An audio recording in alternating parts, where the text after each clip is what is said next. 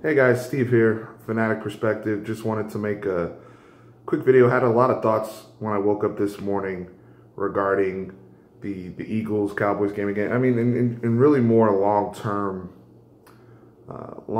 thought process about this organization, about and considering around Dak. Really focusing this particular discussion of this video around Dak Prescott, because taking nothing away from Dak, he's been outstanding since he's been a part of this organization.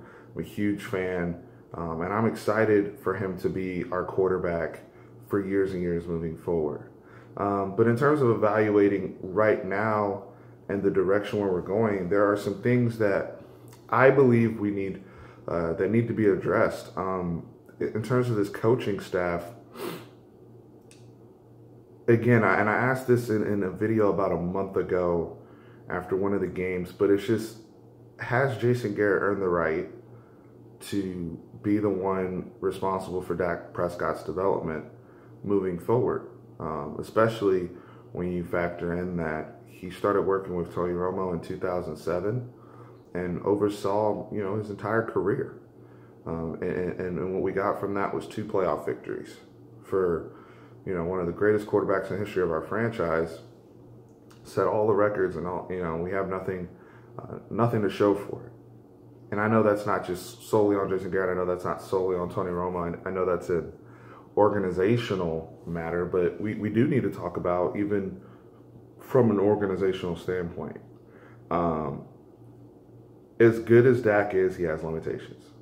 You saw many of those limitations last night. You have to give a lot of credit to the Philadelphia Eagles defense for exposing those things. Jim Schwartz putting a lot of pressure, knowing not just Dak's limitations, but the left tackle situation, our predictability with our personnel groupings, how we're using our running backs. There was a lot of stuff for them to key on to make it very, very difficult for Dak to be successful last night. And then on top of that, with all the media scrutiny, he kind of played into their hand. But when you look at how quarterbacks are supposed to be developed and whatnot, we still have to take into account Dak Prescott is in year 2. I know he's blown the doors off and he's set records and done so many things, but he's still a second-year quarterback. And even if you look at other dynamic second-year players, like a Russell Wilson, his second year he won a Super Bowl, but Russell Wilson wasn't the same Russell Wilson that he is now. As good as he was early in his career, he's a much better player in year 5 and 6. But what the one thing that Seattle did was they protected him in a lot of ways. And Dallas has done a good job with the personnel of protecting Dak Prescott, but in terms of what they're asking him to do, the way I'll put it is this way. The way I'll put this is this way. If you ask Russell Wilson to go out there and basically do what Seattle's asking him to do now when he was in year 2, he would have failed. I mean, he as good as he was, he wasn't he still needed help. And when I say help, I mean help in terms of the scheme. If you look at Carson Wentz last night, as good as the Eagles are, they're running a lot of college concepts. They run a lot of RPOs, run pass options, for those of you who aren't familiar, a lot of read option, a lot of defined reads. Much of this stuff looked very familiar to what the Redskins were doing with Robert Griffin III back in 2012, because those, the way when you come from college, there's a learning curve and a development, but you can still have that fast track success if you can kind of mesh the playbook and make players comfortable. But the Eagles, as good as they are and as good as Carson Wentz is, they're not asking him to drop back 35 times with nothing around him and go win. He's still a cog, a big cog, but he's still a big cog of their scheme, which allows him to win a football game yesterday, only completing 14 passes for 160 yards or so, but he has a scheme around him that he's running. Those RPOs still resulting in, all right, well, the scheme is telling me to do this. Let me hand the ball off to Clement. Let me hand the ball off to Jay Ajayi. Let me hand the ball off to Garrett Blunt and go. And it's everything for him just seems much more defined than what our scheme in Dallas is asking of Dak. Now, Dak, has gotten better every year. I think Dak has even gotten better, even though we don't have the wins and losses to show for it. I do believe he has gotten a lot better from his rookie year to his sophomore year in a lot of areas. But we're still asking him right now to be what you would want from a seasoned 5th, 6th year quarterback. And last night, it's like, all right, well, if they take away the run, we just need you to drop back with nobody really getting separation. Because is even those interceptions, right? Who was open on those plays? Even take away no one's really getting true separation. Even our guy in the slot, Cole Beasley, who I love, Patrick Robinson is draped all over him every play. Now, is Cole Beasley a bad route runner? No, I don't think he's helped by the scheme. I think he runs, pretty much 3 routes every play. And eventually you watch enough tape and you can see the setup and read formations. You can see kind of how things are going to go. We have to understand that as good as Dak is, you have to work around people's limitations. Tom Brady, year 2, had limitations. But he's been in the same scheme for so long that now, later in his career, he can be asked to do so many more things. Same thing with, we have to pay attention to this. This is why, also goes to a greater discussion about how quarterbacks function. Look at Deshaun Watson in Houston. They changed their whole scheme for him. They were not doing the same thing last year with Brock Osweiler or the beginning of this year with Tom Savage. They made him comfortable. And the Cowboys, yes, they've mixed in some read option. They've mixed in some bootleg in certain elements. But they really haven't fully committed to being diverse and multiple and really going out there and saying, when we check boxes of positional matchups every week, all right, Cowboys have an edge here, boom, at quarterback. We have an edge here at running back, or we have edge here, boom, or this team has edge here, boom. How often, if we have a checkbox for the coaching section, right? How often are we able to check that box, coaching advantage, Dallas Cowboys? And that's something that the organization really, really needs to ask themselves. You look at Jared Goff, one of Dak's peers from the same 2016 draft class, right?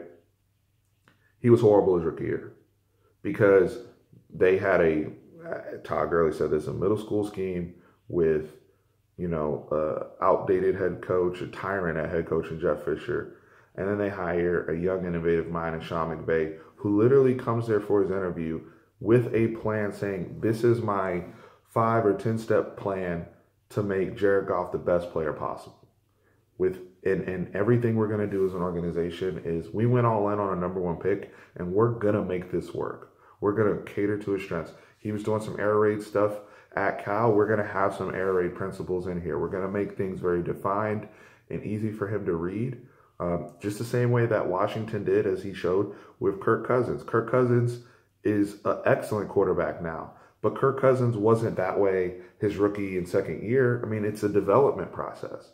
And my question to the Dallas Cowboys is, what is your development process for Dak Prescott? Because based upon what I saw with Tony Romo became outstanding at the line of scrimmage and outstanding at so many things, but you guys never developed a scheme until way later in his career when we got the DeMarco Murray season that was really defined.